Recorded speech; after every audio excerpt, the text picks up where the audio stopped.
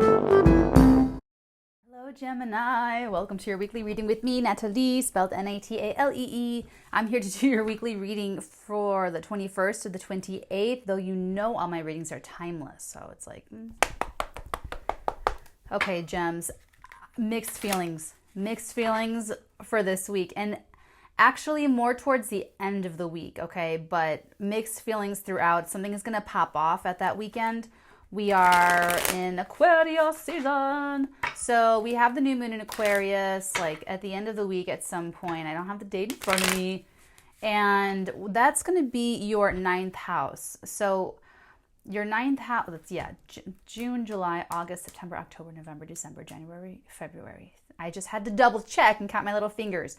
So it's going to be opening your mind, your perspective, your horizons. Now, the mixed feelings part, what they channel to me is, it's like, it's not really caught between a rock and a hard place. It's literally thinking two things at once, which for Gemini, I just don't get surprised. It's not surprising at all. Okay. And what this is, it's a little bit like you can totally stay where you were before and you can totally move forward. What's uncomfortable feeling is the commitment, actually. It's almost like you'd rather stay toggling, maybe that's the word. Feel free to correct me in the comments below. Between the two worlds, though. So it's how you think about something or what you think about something. And it's also, for some of you, it's a person where you think a certain way about someone and something comes up this week that either challenges what you thought about them, or it's really, really strongly pushing you to change that assumption or change that thought or change this pattern. And it's going to, like I said, it's going to be about a person for some of you. For others of you, it's, this is too many cards though. No, I'll just take the tops of both piles. 10 of Swords with the Strength. This makes sense. I'm sorry. So with the 10 of Swords, so that's where we have you in the space of ending something. And the Strength is you, I feel like you actually don't want this to end. And what it feels like, all these swords, now listen, it doesn't take 10 swords to kill someone. One is like good enough. But if you think about it, Gems, there's been something going on in your life and in your mind where you don't feel like it's doing as much damage to you, but it's been like a knife in your back. And so if you think if you're walking around with eight swords, you're living life with 8 swords, 9 swords, this is the last straw. There's something that you can no longer ignore. I'm getting cognitive dissonance. I'm getting turning the cheek, looking the other way, not wanting to face something.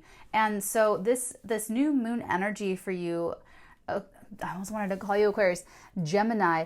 And here's the thing about moving on to the next part is with this air energy, it's very complementary to you. Aquarius, Gemini, Libra, you three are like BFFs, right? So this isn't like a really, it'll be easier for you if you lean into this. If you lean into this, lean into the change and don't resist it. If you really go with it, you'll have such a better time of it. Those of you who are cross watchers, resisting this and really not wanting to, it's very stubborn in the mind. That it'll be exasperated. There'll be very painful things coming up for you. It'll be a lot more painful.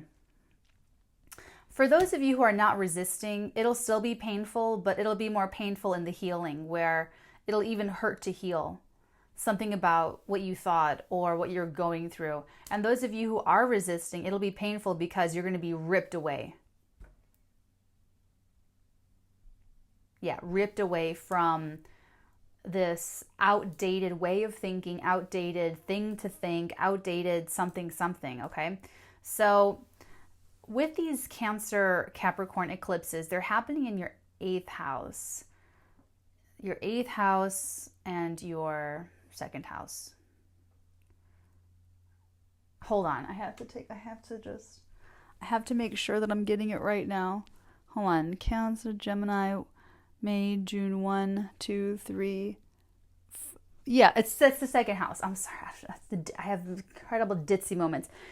Second house and the eighth house. So your value system has been undergoing incredible sea changes, and it's connected with this, okay?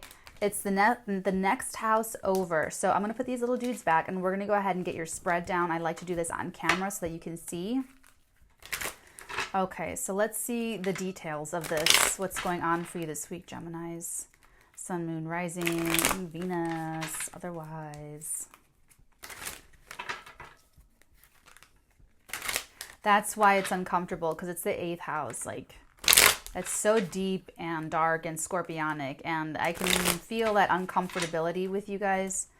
It's like, I don't want to deal with it. I don't really want to get deep into this. I just want, give me the spark notes of the healing. Give me the TLDR of this problem, of this trauma, please. I don't want to actually read the whole thing. I get it. Totally get it. But that's not how it works, baby. No, it's not. All right, here we go.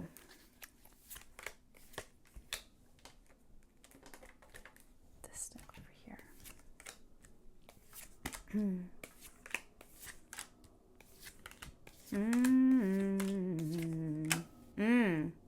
Bottom of the deck, we have the Hierophant, the Page of Wands, and the Lovers. You showed up in your own reading. That means you have to join me on the extended when you show up in your own reading.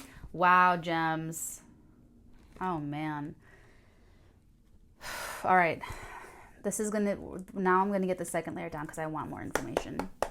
I see your air energy on the table. We have a King of Swords here. We have two kings, actually. You have a King of Swords. You have the King of Wands. Interesting energy. Yeah, you're definitely trying. Your soul is trying to move on. Your soul is trying to evolve. It's trying really hard. It's the human personality, Gemini. That's kind of the fly. That's gross. They're showing me the fly in the ointment. And it's like you know that too, though. It's like you totally know all the different parts of yourself, like little compartments, in like a little drawer, a little library card drawer or something. So I know you know this. You just don't want to do it. That's all. I just don't want to do it. Wow, we have the Devil twice. The King of Wands twice. Strength came out again. There's something really incredible that just happened, and I can't tell you because it's going to be part of the extended, so I would really recommend checking that out. Anyway, so bottom of this deck, we have the Seven of Swords, the Five of Pentacles, and the Three of Swords.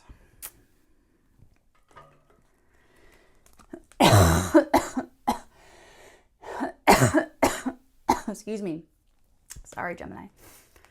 All right, so I see the pain here. You feel left out. You feel, or you're going to feel left out. You're afraid you're going to feel left out.